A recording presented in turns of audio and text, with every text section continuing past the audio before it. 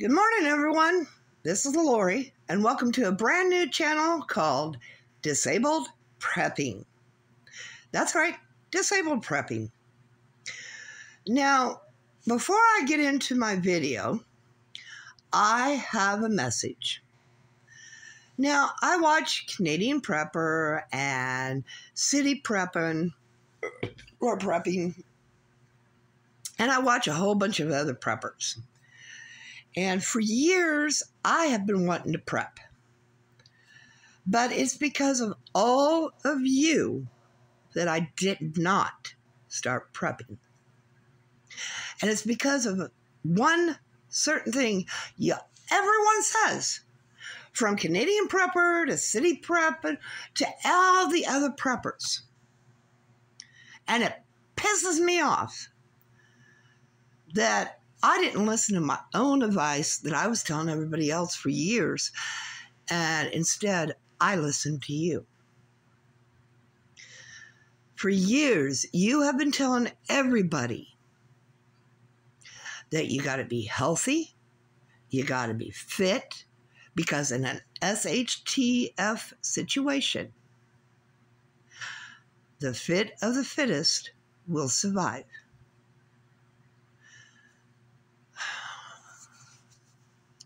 Well, being disabled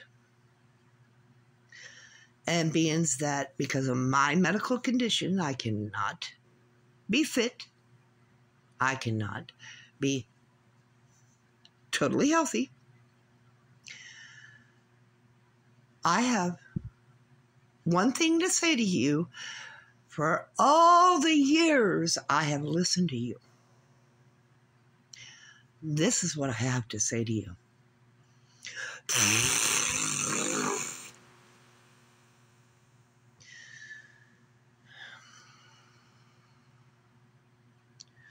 I have told people for years, and I should have listened to my own advice instead of listening to you idiots.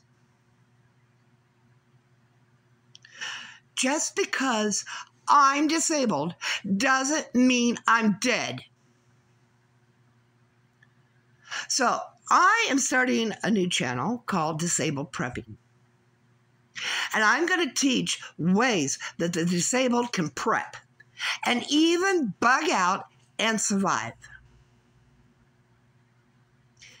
Because I am one person that will defy your odds, who will survive an SHTF situation. Now, I still like watching these preppers, but it makes me so mad when you say only the fittest of the fit will survive, that you got to be healthy, that you got to be fit. Would you guys stop it with that?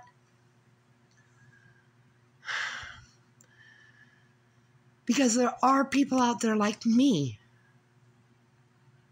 medically cannot, but there is ways to survive. There is ways to do things to improve chances of survival for a disabled person. And that's what I'm going to teach. Yes, I have a medical bed. Yes, I have a trapeze bar. No, I'm not paralyzed. Yes, I walk slow. I've had 2 hip replacements last year. Yes, I use a cane. Well, it's a forearm crutch, but it's a cane. And I walk slow. Why everybody goes, zoo, zoo, zoo, zoo, past me. But just because I walk slow, it just means I get to enjoy all the amenities around me.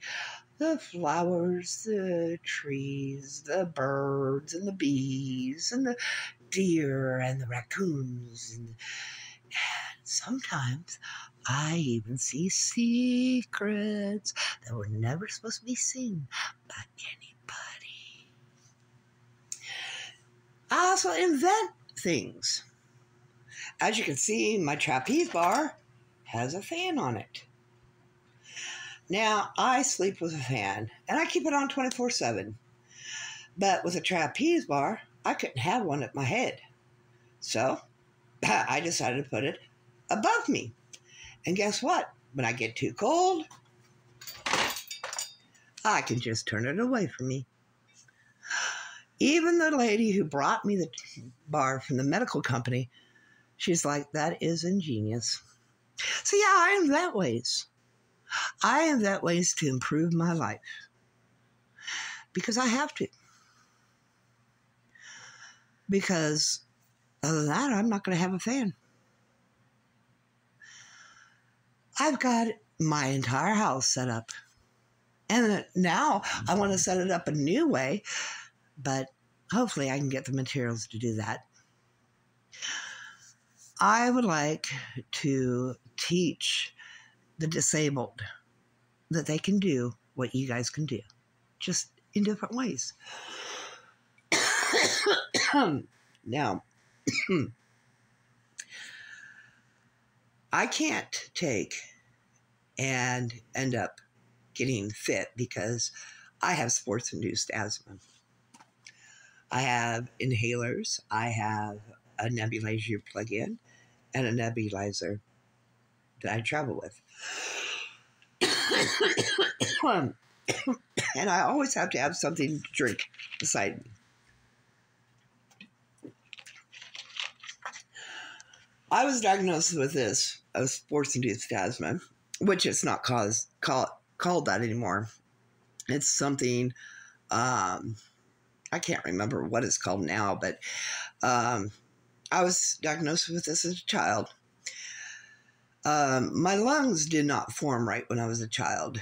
They're supposed to form kind of like an oval shape and everything, but my lungs formed long lungs. Sometimes they have to take 2 x-rays of my lungs just to get the full scope. They have to take the upper half and then the lower half. Yeah, long lungs. But it doesn't help that I smoke. Now, eventually I will quit smoking, but right now I'm not going to quit smoking because I have too much stress in my life. 2 years ago, I had 2 surgeries. One of them was major. Last year, I had 4 surgeries, and they were all major. Come next month, in February of 2024, which is 2 days away, I will be having a massive surgery. I will be having a craniotomy because the surgery they did last year did not hold, and I still have brain fluid coming out of my ear. So they have to do a full craniotomy and take out a small piece of my brain and fix my ear. Yeah. And then I may also have to have my neck fixed. So, I've got a lot of stress in my life, and I'm not going to quit smoking at this time. Even my doctor says it's not a good time. Once all the stress is gone, then yeah, I may quit smoking. I started smoking when I quit doing drugs and alcohol 1 week before my 17th birthday. So February 14th is Valentine's Day. February 16th will be 35 years of being sober and clean. And February 23rd, I'll be 52. Not ashamed of my age. And so it brings me back to being disabled. I've had 2 hips replaced, and one of them still causes me problems. And so it knocks me off balance. And so I use a forearm crutch now.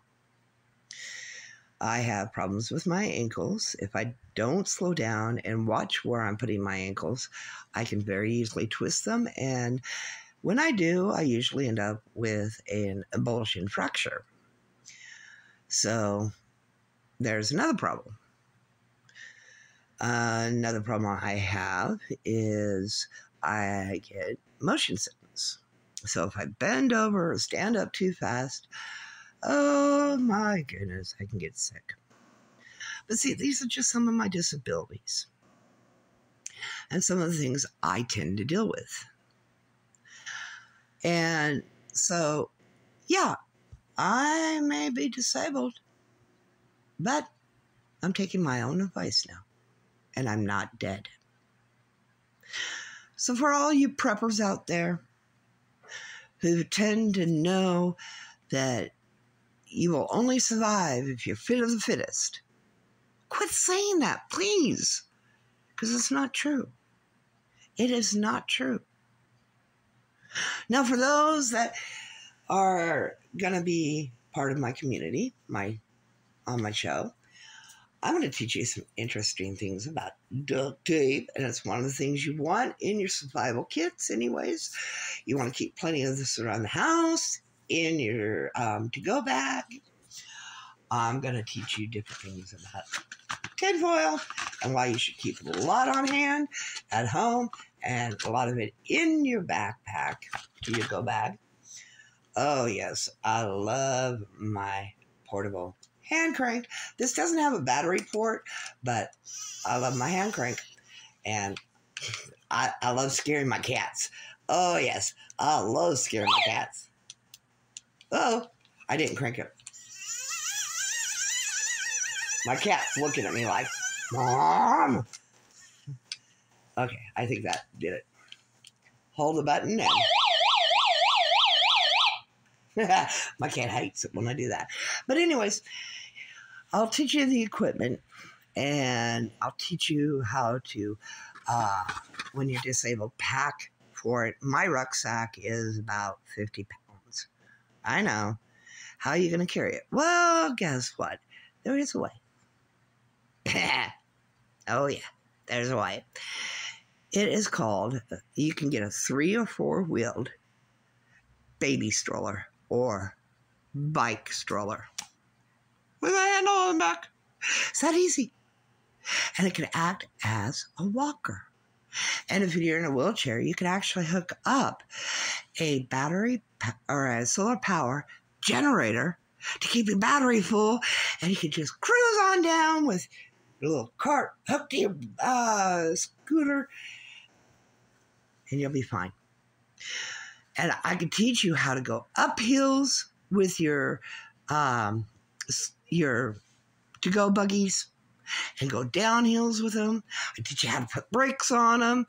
Oh, yeah. I got you covered. I'm going to teach you how to dehydrate.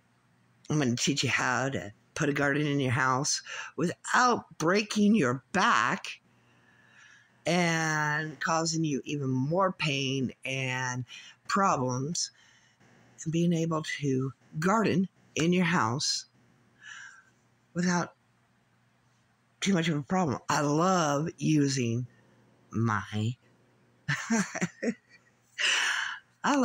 desk chair.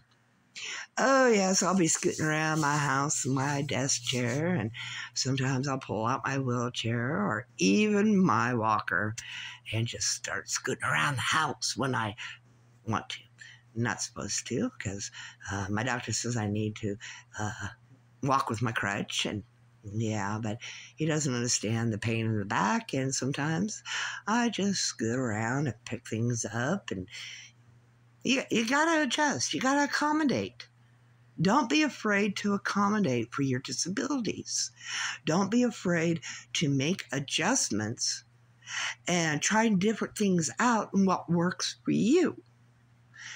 There are many different things to where you can still assume a normal life, being disabled, and still be able to get out and do the things. You can still put things together while sitting down.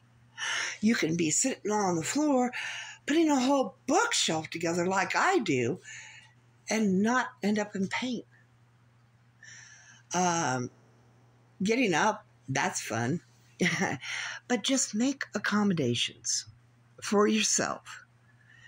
And if one accommodation doesn't work, another will. So, welcome to my new channel. Once again, I'm Lori. If you like, please like, subscribe, and hit that notification. And I'll see you in my next video, where we will see what's in my to-go bag. Until then, my peeps, may the light guide, protect, and serve you all, now and forever. And until next time, yada yada.